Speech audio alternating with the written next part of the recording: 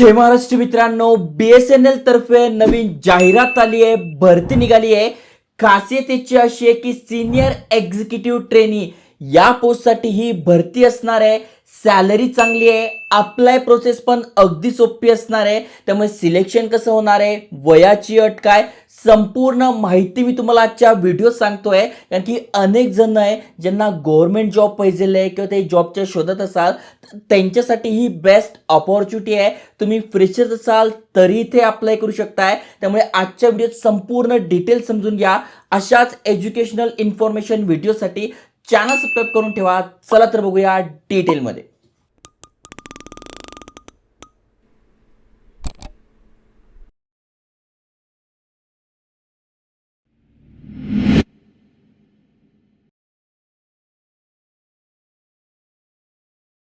तर मित्रांनो, तुम्हाला स्क्रीनवर दिसून जाईल BSNL तर्फे ऑफिशियल PDF ऑफिशियल नोटिफिकेशन आली आहे. BSNL हे गव्हर्नमेंट ऑफ इंडिया अंतर्गत येतं. भारत संचार निगम लिमिटेड. खूप दिवसानंतर ही जाहिरात आली आहे. अनेक जण यांच्या वॅकन्सीची वाट बघत होता, कारण की तुम्ही बघितलं असेल पहिले खूप मोठ्या प्रमाणात त्यांच्या वॅकन्सी निघायच्या आणि 2026 साठी ही पहिली वॅकन्सी आली आहे. तुम्ही ते बघू शकताय. कधी अपडेट आलाय तर 29/1/2026 रोजी हे अपडेट आलंय. लेटेस्ट अपडेट असणार आहे आणि तुम्ही ते बघू शकताय 2026 साठी असणार आहे. आता सगळ्यात महत्त्वाचं म्हणजे पोस्ट कुठली असणार आहे तर तुम्ही ते बघू शकताय. Senior executive trainee telecom and finance. Yes, telecom आणि फायनान्स या क्षेत्रामध्ये ही एक्झिक्युटिव्ह ट्रेनी यासाठी ही पोस्ट असणार आहे. महत्त्वाच्या तारखा तुम्ही समजून घ्या. ॲप्लिकेशन स्टार्ट होणार आहे 5/2/2026 पासून, म्हणजे 5 फेब्रुवारी पासून आपण अप्लाय करू शकतोय. अजून अप्लाय करणं सुरू झालं नाही आहे. त्यामुळे जर तुम्ही व्हिडिओ लवकर बघत असाल तर तुमच्यासाठी बेस्ट आहे, कारण की तुम्हाला एक्झामची तयारी करायला वेळ मिळतोय. त्यानंतर सगळ्या गोष्टी समजायला तुम्हाला अगदी सोप्या आहे. ओके, त्यानंतर तुम्ही ते बघू शकताय शेवटची तारीख जी असणार आहे ती 7 मार्च असणार आहे. म्हणजे 5 फेब्रुवारी ते 7 मार्च, जवळजवळ तुम्हाला 1 महिना इथे मिळतोय अप्लाय करण्यासाठी. त्यानंतर तुम्ही ते बघू शकता ॲप्लिकेशन एंड डेट जी असणार आहे ती 8/3 असणार आहे. बाकी सगळी माहिती दिली आहे. आणि एक्झामिनेशनची जी डेट असणार आहे ती 29/3 म्हणजे 29 मार्चला असणार आहे.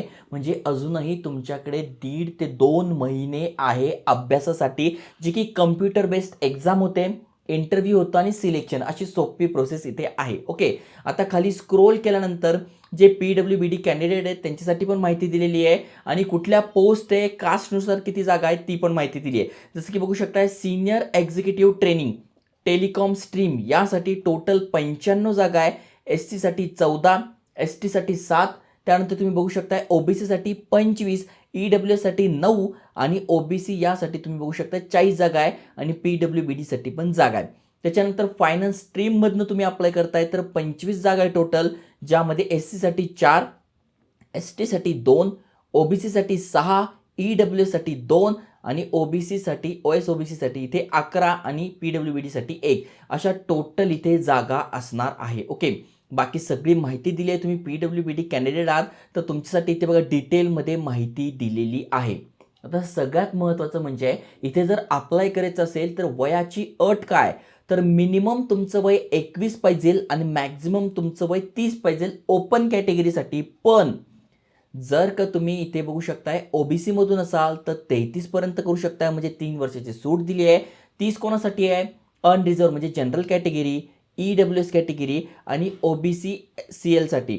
पण OBC NCL साठी 3 वर्ष सूट आहे, SC ST साठी 5 वर्षी सूट आहे आणि PWBD कॅन्डिडेटसाठी तुम्ही ते बघू शकताय तुमच्यासाठी पण इथे वयामध्ये सूट दिली आहे. आता सगळ्यात महत्त्वाचं म्हणजे सिलेक्शन प्रोसेस काय असणार आहे, तर तुम्ही ते बघू शकताय computer based multiple choice question objective type असणार आहे, ज्यामध्ये तुमचं इथे बघा ॲप्टिट्यूड, टेक्निकल नॉलेज या रिलेटेड ही असणार आहे. तुम्हाला याचं स्टडी करायचं आहे तर बुक मी इथे टॅग करून देईल, तिथून तुम्ही आजच मागून घ्या आणि तुमचा स्टडी सुरू करा जर का तुम्ही एलिजिबल आहे. कारण की गव्हर्नमेंट जॉब आहे, सॅलरी चांगली आहे, पोस्ट चांगली आहे आणि ग्रोथ पण असणार आहे. त्यामुळे जे एलिजिबल आहे, इंटरेस्टेड आहे, नक्की त्यांच्यासोबत व्हिडिओ शेअर करा. ओके, त्यानंतर खाली स्क्रोल केल्यानंतर जे पण सिलेक्टेड कॅन्डिडेट असेल त्यांची लिस्ट लागते, मग डॉक्युमेंट व्हेरिफिकेशन होतं आणि त्यानंतर तुमचं इथे सिलेक्शन होतं. त्यामुळे अगदी सोपी गोष्ट असणार आहे. ओके, आता कशाप्रकारे एक्झाम असणार आहे तर बघू शकता एक्झामचा सिलेबस दिलेला आहे आणि पॅटर्न दिलेला आहे.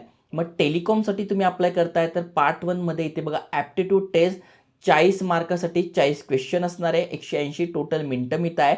पार्ट 2 मध्ये टेक्निकल असणार आहे, telecom related 160 mark, 160 question, 200 mark, 200 question. Okay, तर अशा प्रकारे हा टेलिकॉम स्ट्रीममधनं जे अप्लाय करतायत त्यांच्यासाठी. आणि ज्यांचं फायनान्समध्ये शिक्षण झालं आहे त्यांच्यासाठी बघू शकता ॲप्टिट्यूड टेस्ट 40 प्रश्न 40 मार्कांसाठी, टेक्निकल फायनान्समध्ये असणार आहे 160 मार्क्स, 160 क्वेश्चन, 200 मार्क, 200 क्वेश्चन, असे टोटल 180 मिनिटं तुम्हाला मिळणार आहे.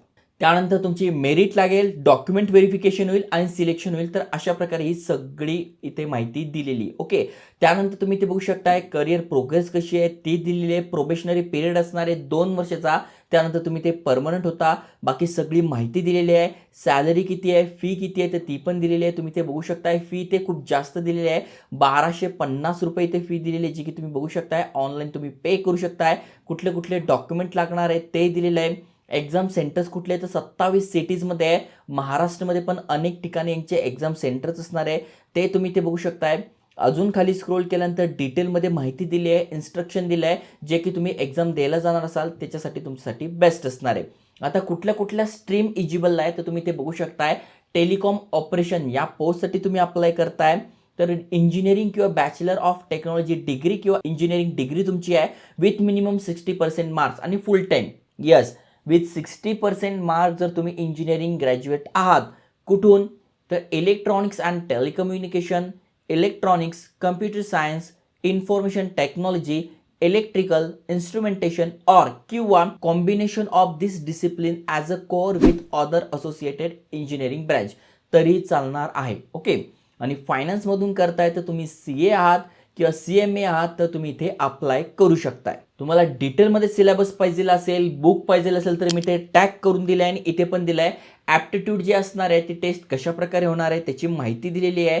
सिलेबस पार्ट 2 साठी कशा प्रकारे असणार आहे, बेसिक कम्युनिकेशन, हे बघा हे सगळं डिटेलमध्ये दिलेलं आहे, जेणेकरून तुम्हाला ही एक्झाम देणं सोपं जाणार आहे, मार्क पडणं, क्रॅक करणं सोपं जाणार आहे. त्यामुळे तुम्हाला हा सिलेबस पूर्ण बघून घ्यायचा आहे. आणि जर तुम्ही फायनान्ससाठी अप्लाय करताय तर फायनान्ससाठी पण इथे डिटेलमध्ये माहिती दिलेली आहे, इथे सिलेबस दिला आहे, तो पण तुम्ही ते बघू शकताय. एक्झाम सेंटर्स कुठले आहे तर आपण महाराष्ट्रामध्ये मुंबई असणार आहे, तर तुम्हाला ते महाराष्ट्राचं मुंबई सिलेक्ट करायचं आहे सेंटर, आणि बाकी ते सर्टिफिकेट वगैरे डिसेबिलिटीचं ते तुम्हाला अटॅच करायचं आहे. तर चांगली अपॉर्च्युनिटी आहे ज्यांचं फायनान्स झालं आहे किंवा इंजिनिअरिंग ग्रॅज्युएट आहात या सगळ्या स्ट्रीममधनं, नक्की त्यांच्यासोबत शेअर करा. आणि अशाच करिअर गायडन्ससाठी, एज्युकेशनल इन्फॉर्मेशन व्हिडिओसाठी चॅनल सबस्क्राईब करून ठेवा. जय हिंद, जय महाराष्ट्र.